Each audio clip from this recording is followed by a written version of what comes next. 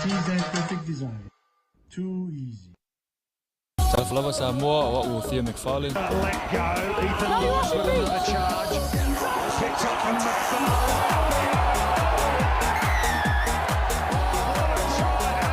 You're watching US TV, LTV SAUNIGA LOTU. O te whātalo whātu Samoa, ili nei whuiwai ngā whiawhi o seisi whui nei o whaapoponga mau totonga lau NUS News mo le amtanga o le nei vaiaso e tusai whoi ma le vaiaso mua o le masino Julai. Good evening and welcome back. Another edition of your NUS News for this beginning of week. And here are some of your highlight stories for this Monday evening. The Minister of Finance, Lautumia Waleseva'ai, explains why Papali Ipano Tamita Moala was removed as chair of the National Provident Fund Executive Board last month.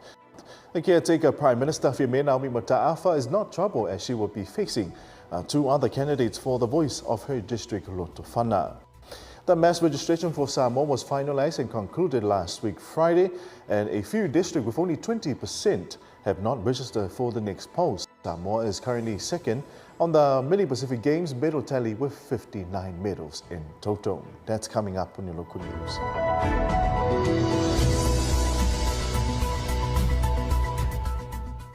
Ola vai aso tenei le aso tolu Julai do afenus fulmalima na taulunga inga ruenga le stala mo tangata wanga va e palota i le palota tele Samoa i le aso luas fulmaliva au kuso do afenus fulmalima. Sa un telenga le nei o le reporti.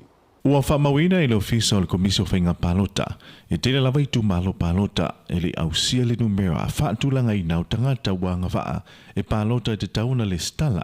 Ua tele avanoa ua tu inato e le ofisa e ala i le taamilo whaalua, i nuu i tua i upolu masawai.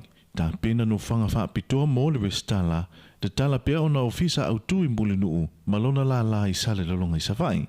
Sa te tala whaasolo ato foi le avanua mo lana au nanga i lunga o penga ta whailangi online portal mo i lato e le i le stala pei tai ua leo lea le launau ta inga ma le langolango sua niso le atunu o lona winga ua lato talia lava niso o ye inga whaasolo tu la fono e a fia i lato ua le stala ai mai sei o le ale ma whai foi o na ngā waa e palota mo le whiriwhiria o taitai o le atunu lato te whaafoina le sā ma folau Samoa i le isi lima tausanga o lo manai. I le whaamaumaunga lo fiso whainga palota lo manino ai a le whaatulangaina le leing o i tūma lo palota o lo i le vaha o le 2% le 5% le au whai utangata e le i restala ma ua whaamauina i foi o upolu o lo o le hifa iai le tūma lo palota lo tūpua i le wha le tonu ma o nisi nei o i tūma lo e peiona tā ua e le komisi. Whale ata tolu, sanganga tasi, whale ata tasi, mai maunga lua, mai maunga tolu, mai maunga whā, whale ata lua, sanganga whā, mai maunga tasi, sanganga tolu, ma ana lofi whā. Mo le sida fia e le alo tu lafu no whainga palo talua fesul maliva, i le wha salanga talawhia ngai mo i latou ua le restala mo le palota. Se yuli winga le pa, NUS News. Na whailoa e te mai tai pāle mea tause le atunu i a Fiamena Naomi Mata'afa. E leo whaapoleina o ia e tūsai ma le iai o sui tau wā o le ala tau tau wā mai mo le na fua lo tofanga. Siang te lenga le nei o le reporti. O le tausanga nei a toa i le fase fulu tausanga talo na iei tutonu te mai tai pāle mea i upu whai le malo Samoa o Fiamena Naomi Mata'afa mai lawa i le tausanga i tasi wavalurima. Maumo sila fia foi le atunu o le tauma whainga Fiame e a lailona leo i tutonu o le pāle mene. Alo avea i foi ma leo tina mata mai ta i le li o lava le nei. Ma sa avea foi masu i tai o le vanga wha upu whai e pui ai a te tau tangata, wha pe i foi le tofia o ie avea matele o tofinga menesta au tūla i mai e le whainga malo talwai. O lo avea nei ma tai o le atunu talu mai le lua whelus matasi inu wanga i ese mai le vanga wha upu whai o le i pipi. A vea matai o le vanga wha upu whai o le fasti le whātau sanga peitai, e le mai ala na paia inga ma pāle mia, ai whāta ape le pāle mene o na wailua ina lan vanga wha upu whai o le whātua i le atua Samoa watasi, mai le tele o tau sanga mai lava i le tasi iwa valulima. E le tau wā lava le tawai tai pāle mia tausi lan no fōa mai lo tawhanga, ai o leo i aisu i e to lua, o le a tau wā fōi mo le no fōa i lea fōi i tu malo. Ina usiringia i a Fiamena Naomi Mata'afa i sona fina ngalo, pe leo whaapoleina o ia i le atulanga e tali te mai tai pāle mia. I lau fisiri po poli. So se tangata lava e tau wā, e le te tau na whaatamala, o te le whapea tula o te poli. O le tangata e lu tau wā, tā pena le rei. Awa o le wingal na palota a whapea o le ua whatula i mai asui, mai le fōfo i lo i tu malo le tūlanga o le palota. Tā pena i tūlanga taun, tā pena ia. O sui nei e to lua e pe ona tā ua. I le teimi wasola, o lo lātau wā i lalo le fua le vanga wha o pufai o le whātua tui le atua Samoa o tasi, ma o te mai taipale mea, le ua whātuina lavala na vanga wha o pufai fōu, mo le nei whainga pālota ua tā ua o le Samoa o po te poto. Se yuli venga le pa, NUS News. Na whamanino i le minister tau silim tanga renga o tupe lau timu ia wale se vā ai. Le mafuanga lea na whaase ese le sunga, ia papali ipa no tā vita moala maila na tofinga o teitei fono. Siau te lenga le nei o lea, reporti. O le amatanga le masino yuni o le tausanga nei na whaantino i fontanga le kāpeneta ma ve ese papali ipa no moala. Mai le tofinga o le teitei fono whaaptonga whaaputunga tupe o Samoa le nupi wha. Lea sa ia tawa veina mai e le tausanga i lua whelusul matase ia pa ia mai le tausanga nei. Ma i le mai ai o le fontanga le kāpeneta i le vai aso na te nei o whiwhiria i le ofisa sili o le mtanga le renga o tupe. Ma teitei fono mo le isi o no masina se ia tūlai mai le isi whainga malo. Ina ua fsiringia le minister tausi o tupe ia lautimu ia va ai. I le nei mata upu mana ia whailoa i le mafuanga tonu na ave e sea ai e papali i mailo na tofinga. O le tūlanga lea i momo investments te tele ia. Taipela elena tian me lea. Taipela o le mele i el tatu faltan malo i mulfanua. Ia le foi ia ua le ua lau silfia el tatu tunu.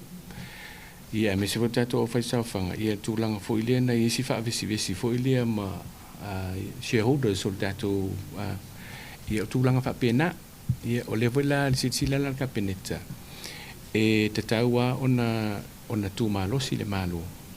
Sila to ai mei ina ia wane i se fa le tono ai mei se o tupe o tupe la fai saufanga le tu mai tono ta tu fa ton ia pe la unga na ia taua foi le taua niso au langa mapaanga ale nupi fa e au na le le fautuanga ale o lo te fono mo le polisi le nupi fa au mafa putunga tupe le atinu insert me se ala ia mele o fa unga foi tato investment ia te tele ia pe o le investment portfolio ale Lesa sisi le to e tatu malo se cabinet tawa ona le lei ia le advice the professional advice me se tulanga tau la fono mal tulanga tau tupe ia elangolango e foi lenga telefone te mai pule ia me se foi la o le tatu committee fa foi o te mine o lo ia lava papali i te tonu o le lalo wa fa tonu al fala tonga no pi fa mai le o se isi tu na sui ai le to finga ono fa se mai nisi foi o paanga o lo tele foi o la to tupe o lo fa aluina a wa se tupe fa sini le ngata mo le fala tonga